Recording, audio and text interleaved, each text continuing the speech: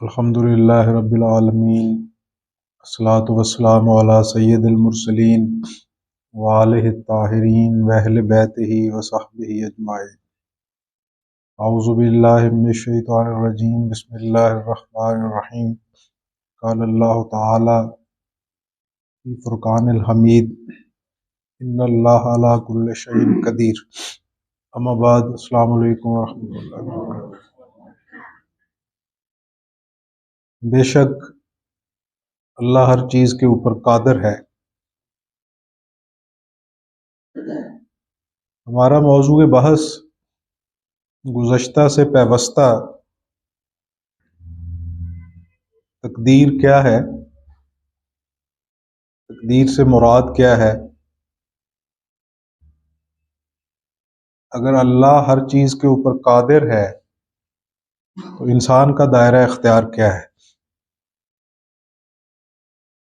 برائی اور اچھائی کیا ہے، خیر و شر کیا ہے، ان موضوعات کو سمیٹے ہوئے ہے۔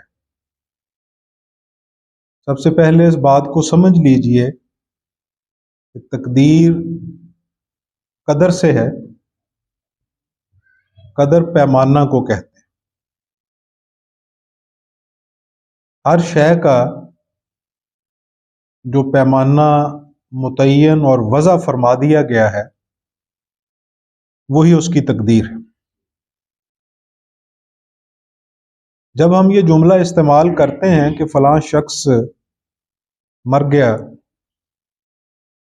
زہر کھا کے اور اس کی تقدیر میں یہی لکھا ہوا تھا، اس بات کو پہلے سمجھ لیں کہ کسی چیز کی طرف ایک باعتبار جز نسبت ہوتی ہے اور ایک کلی نسبت ہوتی ہے۔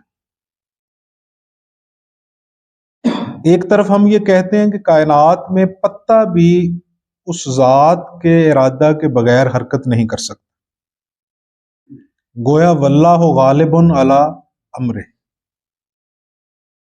اس ذات کا امر ہر امر کے اوپر غالب ہے۔ دوسری طرف پھر چور کو سزا بھی دی جاتی ہے، دوسری طرف قاتل کے اوپر مقدمہ بھی دائر کیا جاتا ہے۔ اگر ہر چیز اللہ کی طرف سے ہے تو پھر چور کیسے ہوا، قتل کرنے والا قاتل کیسے ٹھہرا، اور ان کی سزا چہ معنی دارت۔ تقدیر اس پروگرام کو کہتے ہیں جو اللہ نے ہر چیز کے اندر ودیت فرما دیا، اس کے جینز میں جو کوڈ لگا دیے ہیں وہ دراصل اس چیز کی تقدیر ہے۔ کائنات میں دو طرح کی مخلوقات ہیں، ایک جسد رکھنے والی، ایک جسم رکھنے والی، ان کے اندر باریک فرق ہے۔ گویا ایک وہ مخلوقات ہیں جو متحرک مشاہدے میں نہیں ہیں۔ یہ میں نے جملہ جو بولا ہے بڑا سوچ سمجھ کے بول رہا ہے، متحرک مشاہدے میں نہیں ہے، ورنہ کائنات کی ہر چیز متحرک ہے۔ پتھر بھی متحرک ہے، جس کو ہم مردہ کہتے ہیں وہ بھی متحرک ہے۔ اگر اس کے اندر تحریک نہ ہو، اس کے اندر تغیر نہ ہو، اس کے اندر تبدل نہ ہو تو پھر مردار خراب کیوں ہوتا ہے، مردہ جسم خراب کیوں ہوتا ہے؟ مردہ جسم کا خراب ہونا اس بات کا غماز و عکاس ہے کہ تغیرات زندہ پہ بھی ہیں، اور جن معنوں میں ہم کسی چیز کو مردہ کہتے ہیں اس کے اوپر بھی ہیں۔ گویا دو طرح کی مخلوقات ہیں، ایک جسے ہم مشاہدہ میں غیر متحرک کہتے ہیں اور ایک جسے ہم مشاہدہ میں متحرک کہتے ہیں۔ پھر جو متحرک ہے اس کو دو حصوں میں تقسیم کیا گیا ہے. ایک مخلوق وہ ہے جو مکلف نہیں ہے، ایک مخلوق وہ ہے جو مکلف ہے. مکلف سے مراد آپ یہ سمجھیں کہ نبی جانوروں کی طرف تشریف نہیں لاتے. نبی ہمیشہ انسانوں میں نازل ہوتے ہیں. اس کا معنی یہ ہے کہ انسان مکلف ہے، جانور مکلف نہیں ہے. جانور نہ جنت میں جاتے ہیں نہ جہنم میں جاتے ہیں الا استثناء.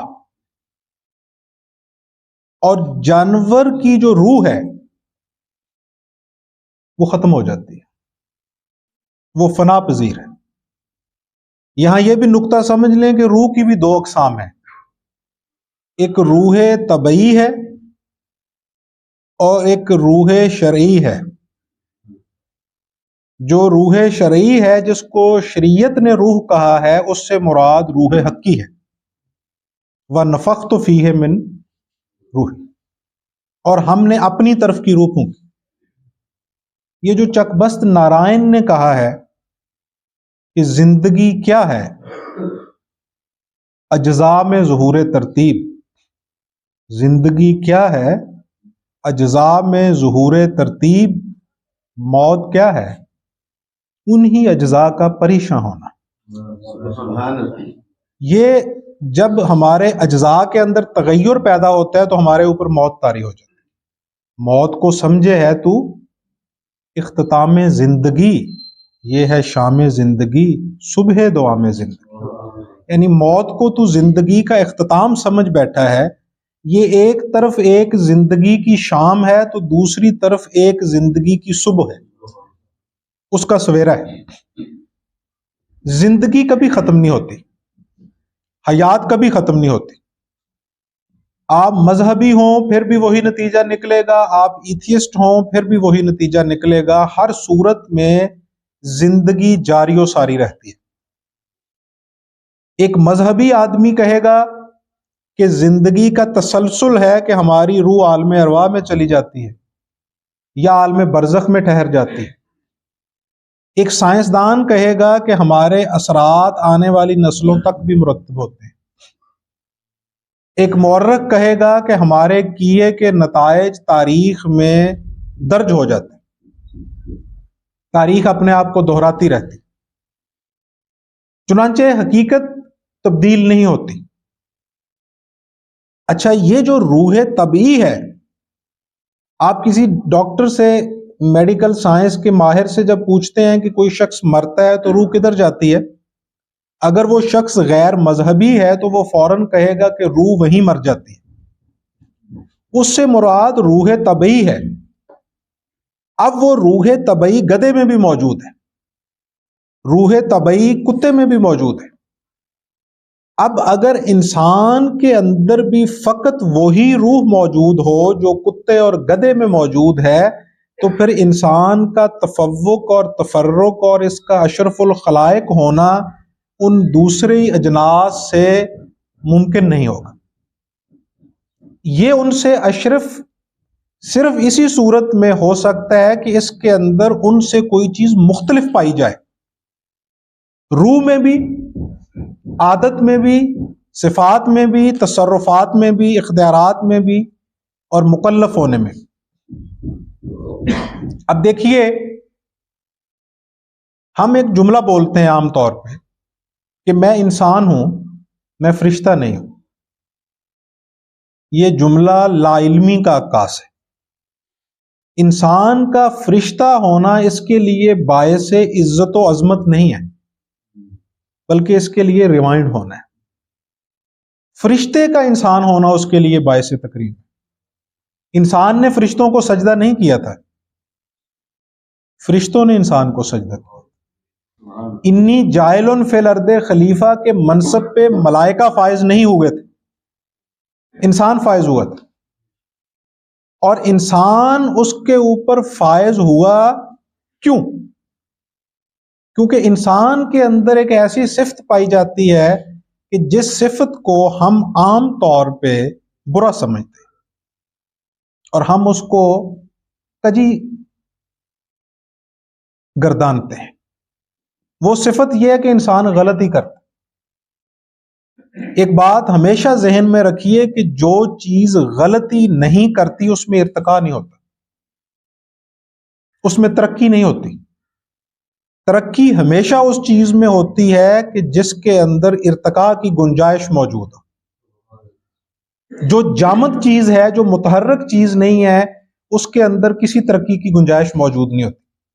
کتا 10,000 سال پہلے جس شعوری سطح پہ کھڑا تھا وہ آج بھی وہیں کھڑا ہے، انسان نہیں۔ انسان بہت ترقی کر چکا، کیونکہ انسان غلطی بھی کرتا ہے، انسان سیکھتا بھی ہے۔ حضرت علی کرم اللہ وجہ الکریم ارشاد فرماتے ہیں کہ جس شخص کو اپنی لا علمی کا علم نہ ہو وہ کبھی عالم نہیں بن سکتا۔ عالم بننے کے لیے پہلے لا علمی کا ادراک ہونا ضروری ہے۔ پہلے آپ کو معلوم ہو کہ مجھے معلوم نہیں ہے۔ جب تک آپ کو اپنے عمل میں کجی کا ادراک نہیں ہوگا تب تک آپ اپنے عمل کی بھی اصلاح نہیں کریں۔ انسان کا امتیاز جو ہے وہ غلطی کی وجہ سے ہی ہے۔ جنید ایک عذر کافی ہے وقوعات خطائی کو، کہاں تک پارسا رہتے کہ آخر ابن آدم ہے۔ اچھا، یہ مکلف بھی اسی لیے ہے کہ یہ غلطی کرتا ہے، کیونکہ جو چیز غلطی کرتی ہے وہی چیز صحیح کرے گی۔ اللہ نے فرمایا ہے کہ اللہ نے ہر چیز کے جوڑے بنائے ہیں۔ جو چیز غلط کرنے کا اختیار نہیں رکھتی وہ چیز صحیح کرنے کا بھی اختیار نہیں رکھتی، کیونکہ جس قوت اور قدرت سے اس نے غلط کرنا ہے اسی قوت اور قدرت سے اس نے صحیح کرنا ہے۔ ایک حدیث ہے جو کہ جا بجا محققین نے اپنی کتب کے اندر درج کی ہے کہ سرکار دو عالم صلی اللہ علیہ وسلم نے ارشاد فرمایا کہ جو لوگ حالت کفر میں کسی کام کے نہیں تھے وہ حالت اسلام میں بھی کسی کام کے نہیں۔ اب اس بات کو سمجھنا پڑے گا۔ مراد یہ ہے کہ جو شخص حالت کفر میں بھی دلیر نہیں ہے وہ حالت ایمان میں کیا کرے گا۔ مثال کے طور پہ ایک شخص نے مشرق کی طرف دوڑنا ہے، اب جتنی قوت سے وہ مشرق کی طرف دوڑتا ہے، جب اس کا رہنما اس کی سمت کو تبدیل کر دے گا اور اب اس نے مغرب کی طرف دوڑنا ہے، جب وہ ادھر بھی نہیں دوڑ پاتا تھا تو ادھر کیسے دوڑے گا؟ وہی قوت صرف ہونی ہے۔ یہ جن چیزوں کو ہم کجی سمجھ کے بیٹھے ہوئے ہیں یہ انسانی اوصاف ہیں، یہ وصف ہیں، یہ انسانی صفات ہیں، یہ انسان کا امتیاز ہے کہ یہ غلطی کرتا ہے۔ اچھا آپ دیکھیے، جو چیز مکلف نہیں ہے اس کو سیکھنے کی بھی ضرورت نہیں۔ بطخ کے بچے کو کبھی دیکھا ہے کہ اس کی ماں تیراکی سکھاتی ہو؟ وہ سیکھا ہوا پیدا ہوتا ہے۔ بکری کے بچے کو کبھی بکری آپ نہیں دیکھیں گے کہ اسے چرنا سکھائے، وہ پیدا ہی ہوتا ہے اور اسے معلوم ہے کس طرح چلنا ہے۔ اچھا پھر جانور کے بچے کو کھڑا ہونا بھی کوئی نہیں سکھاتا، جبکہ انسان کے بچے کو انگلی پکڑ کے چلنا سکھایا جاتا ہے۔ انسان کے بچے کو تیراکی بھی سکھانا پڑتی۔ انسان کے بچے کو کووں میں چھوڑ دیں تو وہ کائیں کائیں کرے گا، ہمارے الفاظ اور حروف تہجی کو بھول جائے۔ کوے کے بچے کو آپ بھی پالیں گے تو پھر بھی وہ کائیں کائیں کرے گا۔ پرندے آپ میں ہی رہتے ہیں، وہ آپ کی بولی نہیں بولتے۔ جانور آپ میں ہی رہتے ہیں، گائیں اور بھینسیں ہزاروں سالوں سے آپ پال رہے ہیں، وہ پالتو جانور ہیں، اس کے باوجود بھی انہوں نے اپنی زبان نہیں چھوڑی، اسی لیے وہ مکلف نہیں ہے۔ ان کے اندر شعور کا شعور موجود نہیں۔ اب دیکھیے، انسان کے اندر شعور ہے۔ ہم جب روڈ کراس کرتے ہیں تو دائیں بائیں دیکھ کے کراس کرتے ہیں۔ آپ نے کبھی غور کیا ہے کہ کتا بھی بعض دفعہ دائیں بائیں دیکھ کے کراس کرتا ہے؟ آپ کبھی غور کیجئے گا کہ اگر کتا بھی کھڑا ہو سڑک پہ اور آپ ہارن بجائیں تو کتا بھی چلتے چلتے رک جاتا ہے۔ اس کا معنی یہ ہوا کہ کتے میں بھی شعور ہے، لیکن اس کا جو شعور ہے اس کو اس کا شعور نہیں ہے۔ یعنی کتے کو یہ شعور نہیں ہے کہ مجھے شعور ہے، اور انسان کو اپنے شعور کا شعور ہے کہ مجھے شعور ہے، اس لیے یہ مکلف ہے۔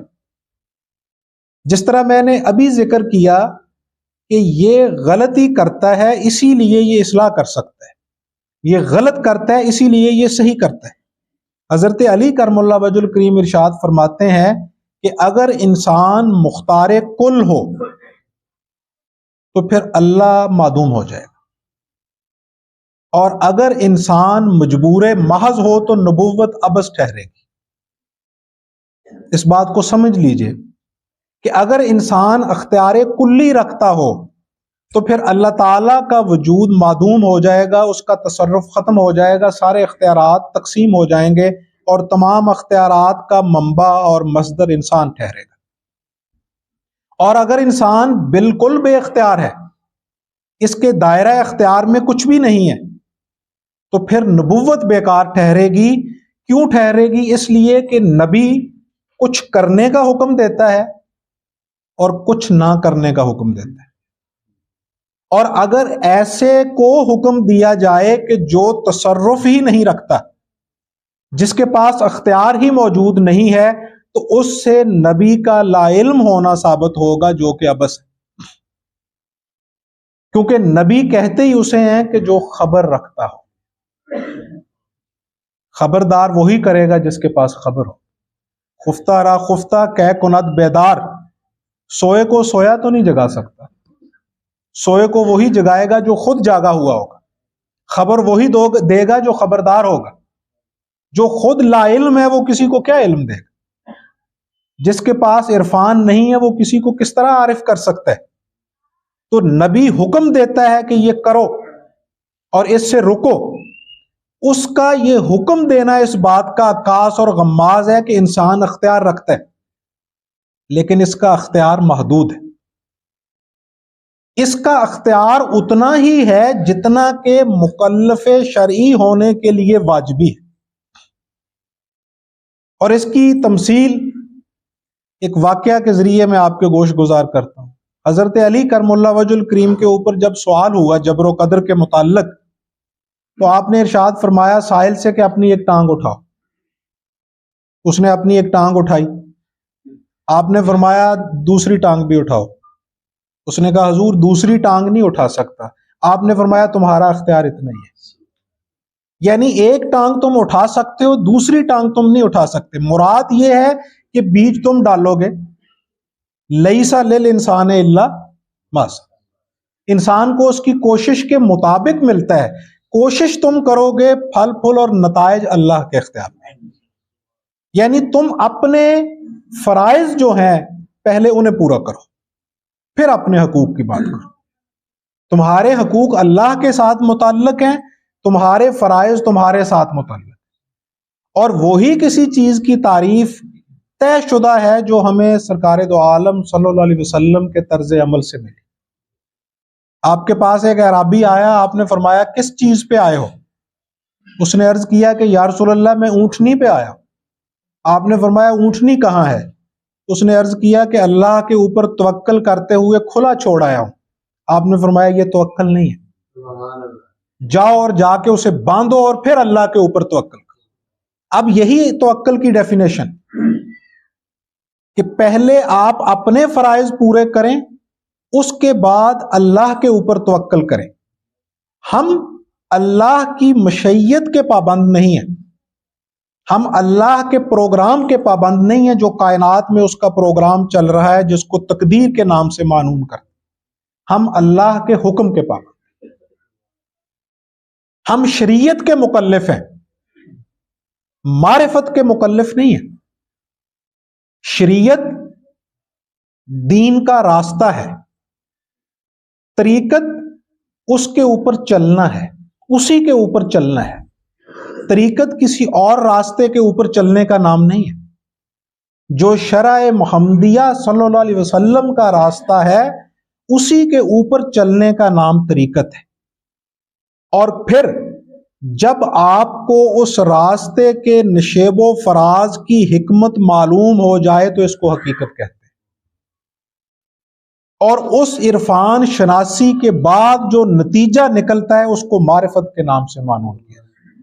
یہ ہے شریعت، طریقت، حقیقت اور معرفت. یہ جدا چیزیں نہیں ہیں. ہم اس معرفت کے پابند اور مکلف نہیں ہیں، ہم شریعت کے مکلف ہیں. چاہے یہ بات طے شدہ کیوں نہیں کہ سیدنا موسیٰ علیہ السلام جناب خضر علیہ السلام کے پاس حاضر ہوئے، چاہے یہ بات طے شدہ کیوں نہیں جسے امام بخاری نے درج کیا کہ فرمایا کہ تمہارے پاس اس علم عرفان کے سمندر کا ایک قطرہ ہے جسے چڑیا نے اپنی چونچ میں لے لیا ہو، اور اس شخص کے پاس سمندر ہے. اس کے باوجود بھی ہم اس معرفت کے سمندر کے مکلف نہیں ہیں، ہم مکلف شریعت کے ہیں. کیونکہ شریعت کا مخاطب عام سے خاص ہے، عوام الناس سے لے کے اخص الخواص تک کے تمام طبقات شریعت کے مخاطب ہیں. اور جو معرفت کے اسرار ہیں ان کا تخاطب صرف خاص الخاص ہے، عوام الناس اس کا مخاطب نہیں. اس لیے شریعت کا دائرہ وسیع ہے اور سب طبقات اس کے مکلف ہیں. اور اس نے ہمیں جو تقدیر کا اصول اور پیرایا سمجھایا ہے وہ یہ ہے کہ تم اس کی باریکیوں میں نہ جاؤ، تم اس کی حقیقت کو سمجھنے کی کوشش کرو اور اپنے فرائض کو ڈھونڈو، اپنے فرائض کو تلاش کرو. تمہاری یہی تقدیر. اب جب ہم یہ جملہ بولتے ہیں کہ فلاں شخص کی تقدیر میں لکھا ہوا تھا اور وہ مر گیا، اللہ کی رضا ہے کہ وہ فوت ہو گیا، اللہ کی رضا ہے کہ وہ انتقال کر گیا، جبکہ بظاہر ایسے ہوا ہے کہ اس شخص کا قتل ہوا ہے اور اس کے قاتل کے اوپر ہم نے مقدمہ بھی کروایا ہوا ہے. اس کے باوجود بھی ہم کہتے ہیں کہ اللہ کے حکم سے یہ مرا ہے. اب اس حقیقت کو سمجھنا ضروری ہے کہ کائنات کے اندر جو کچھ بھی ہوتا ہے اس کا جو پروگرام ہے وہ اللہ نے طے کیا ہے. اور کتے کے اوپر مقدمہ نہیں ہوتا، گدھے کے اوپر مقدمہ نہیں ہوتا، بلکہ فقہ کا یہ اصول ہے کہ اگر کسی کے پالتو کتے نے کسی کو کاٹ لیا ہو تو اس کے مالک کو پکڑا جائے گا. اب کاٹا تو کتے نے اور پکڑا اس کے مالک کو جائے گا. قاضی کی عدالت میں مقدمہ اس کے مالک کے خلاف درج ہوگا. اس کی وجہ یہ ہے کہ کتا مکلف نہیں ہے، کتے میں شعور نہیں ہے. جانور اور انسان کے شعور میں بنیادی یہ فرق ہے اور یہ فرق ہونا چاہیے. بکری کا بچہ اگرچہ چلنا اور چرنا سیکھتا نہیں ہے، سیکھا آتا ہے. انسان کے بچے کو چلنا بھی سیکھنا پڑتا ہے، کھانا بھی سیکھنا پڑتا ہے، لیکن اس کے باوجود ایک توقع ہے. کسی اچھے باپ کا کوئی بچہ ہو نا اور وہ کوئی غلط حرکت کر بیٹھے تو ہم سب سے پہلے یہ جملہ کہتے ہیں کہ تجھ سے یہ توقع نہیں تھی. عربی میں کہتے ہیں الولد سرن لابی ہے کہ بیٹا باپ کا راز ہوتا ہے. ہم کہتے ہیں کہ تمہارے منہ پہ نہیں یہ جچتا تھا، تم کس باپ کے بیٹے ہو؟ باپ آ جاتا ہے نا زیر پاس. تو ہمیں بھی یہ کہا گیا ہے کہ تم بھی نبیوں کی اولاد ہو، تمہارا باپ بھی آدم ہے جو بقول قرآن انی جائل فی الارض خلیفہ کے منصب پہ فائز تھا، جس کے ماتھے کے اوپر وَنَفَخْتُ فِیہِ مِن روحی کا جھومبر سجایا گیا تھا. وہ جو مسجود ملائکہ ہے وہ تمہارا باپ ہے. اب دیکھو بکری کسی کے دوسرے کھیت میں جا کے چر لے تو بکری کے اوپر کوئی مقدمہ نہیں ہوگا، اس کے مالک کے اوپر ہوگا. لیکن آپ دوسرے کے کھیت سے ساگ توڑ لیں بغیر پوچھے ہوئے تو آپ کے اوپر تو مقدمہ بھی ہوگا، سرزنش بھی ہوگی، تنبیہ بھی ہوگی، گلہ بھی ہوگا. کیونکہ آپ کو جو شعور اللہ نے دیا ہے وہ بکری کے بچے کو نہیں دیا، وہ جانور میں موجود نہیں ہے۔ جانور اور انسان کے شعور میں بنیادی فرق یہ ہے کہ جانور کو اپنے اور پرائے کھیت کی سمجھ نہیں ہے، اور آپ کو یہ سمجھ عطا کی ہے کہ آپ کو یہ معلوم ہونا چاہیے کہ میرا کون سا کھیت ہے اور دوسرے کا کھیت کون سا ہے۔ مطلب یہ ہے کہ دوسرے کا حق آپ غصب نہیں کر سکتے، دوسرے کے حق کے اوپر آپ ڈاکہ نہیں ڈال سکتے، کسی کے ساتھ زیادتی نہیں کر سکتے، کسی کا حق چھین نہیں سکتے۔ جانور کے پاس یہ شعور موجود نہیں۔ یہ خیر و شر کا فلسفہ سمجھنے کے لیے اولین مقدمہ ہے کہ پہلے اس شعور کو دریافت کیا جائے جو انسان کو اشرف الخلائق بناتا ہے، اور جانور اشرف الخلائق نہیں ہے، اور انسان مکلف ہے اس کے لیے نبی تشریف لاتے رہے، جانوروں کے لیے نہیں ہدایت کی ضرورت، حتیٰ کہ فرشتوں کے لیے بھی ضرورت نہیں ہے۔ فرشتہ جو ہے وہ جس ڈیوٹی کے لیے تخلیق کیا گیا ہے وہ قیامت تک وہی کچھ کرتا رہے گا، حتیٰ کہ ابلیس بھی جس کام کے لیے تخلیق کیا گیا ہے وہ اس سے سرمنہ انحراف نہیں کرتا، ابھی تک وہی کھڑا ہے، ابھی تک وہی کچھ کرتا ہے جس کے لیے اسے خلق کیا گیا۔ حتیٰ کہ محققین نے لکھا ہے کہ جو فرشتہ رکوع کے لیے خلق کیا گیا ہے وہ ہمیشہ حالت رکوع میں ہے، اور جو سجدے کے لیے خلق کیا گیا ہے وہ ہمیشہ حالت سجود میں ہے، لیکن اس کے باوجود بھی وہ اشرف الخلائق نہیں ہے۔ اشرف الخلائق پھر بھی ہم میں، غلطیاں بھی ہم ہی کرتے ہیں، پھر بھی اشرف الخلائق ہم غلطیاں کرتے ہیں، ہمارے اندر اصلاح کی گنجائش ہے، اور ہماری جو غلطیاں ہیں یہ پسند کرتا ہے اللہ، یہ اللہ پسند کرتا ہے، کیونکہ اللہ کی جو صفت رحمان اور رحیم ہے اس کا ظہور بھی ہماری وجہ سے ہوا ہے، فرشتوں کی وجہ سے نہیں ہوا۔ رحم کس پہ کیا جائے گا؟ گناہ گار پہ۔ کرم کس پہ کیا جائے گا؟ گناہ گار پہ۔ جو غلطی کرے گا تو کرم کیا جائے گا، غلطی کرے گا تو رحم کیا جائے گا۔ اب جب کسی بھی واقعے کی نسبت ہم کلی طور پہ کرتے ہیں تو وہ اللہ کی طرف ہوتی ہے کہ اللہ نے اس کائنات کو خلق کیا ہے اور اس کے اندر ہر چیز کا ایک دائرہ متعین کر دیا ہے، ہر چیز کا ایک پیمانہ وضع فرما دیا ہے۔ تو جب ہم مطلقاً اس کی نسبت کریں گے تو اللہ کی طرف کریں گے، اور جب واقعاتی نسبت کریں گے تو پھر اس فعل کی طرف کریں گے جس کی وجہ سے وہ صادر ہوئے۔ مثلا ہم کہیں گے کہ اللہ کی قدرت اور اللہ کی مشیت کی وجہ سے یہ شخص فوت ہوا۔ آلہ قتل کی نسبت جب کریں گے تو پھر ہم کہیں گے فلاں شخص اس کا قاتل ہے۔ اب یہ ہوا کیا ہے؟ ہوا یہ ہے کہ اللہ نے انسان کو یہ شعور دیا ہوا ہے کہ اس شعور کی وجہ سے وہ اچھائی بھی کر سکتا ہے، اس شعور کی وجہ سے وہ برائی بھی کر سکتا ہے، اور جب اس نے قتل کیا تو اس نے اسی شعور کی قوت کو استعمال کرتے ہوئے جو اللہ نے اسے قدرت دی تھی، اسی قدرت کی وجہ سے اس نے قتل کیا، اس لیے اس قتل کی نسبت قاتل کی طرف کی گئی۔ یہ ہوئی وجہ۔ ایک شخص نے زہر پی کے وہ مر گیا، ہم کہتے ہیں مشیت الہی کی وجہ سے یہ شخص مرا، ساتھ ہم یہ بھی کہتے ہیں اس نے خودکشی کی، یہ غلط کیا۔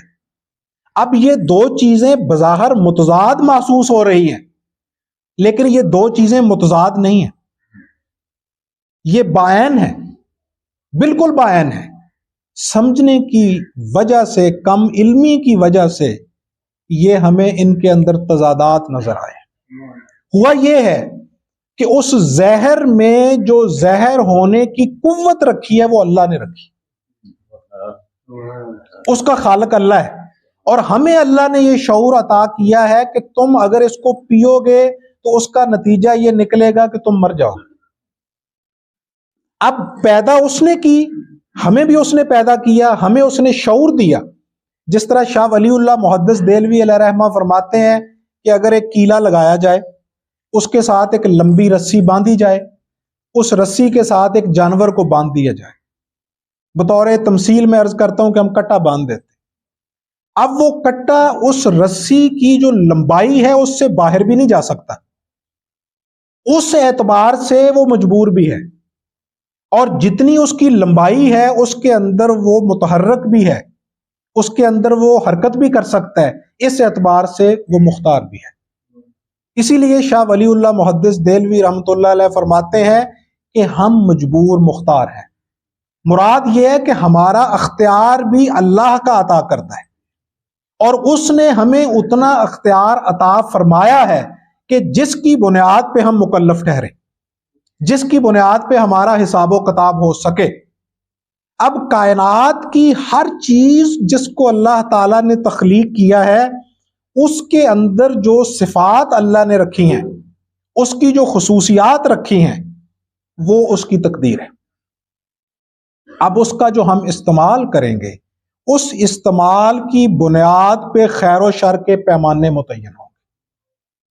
مثلا وہی گولی جو ناحق کسی کے سینے میں پیوست ہوتی ہے، اس کے نتیجے میں گولی مارنے والا قاتل ٹھہرتا ہے، اور وہی گولی سرحد کی حفاظت کرتے ہوئے دشمن کے فوجی کے سینے میں پیوست ہوتی ہے تو مارنے والے کو غازی کہا جاتا ہے۔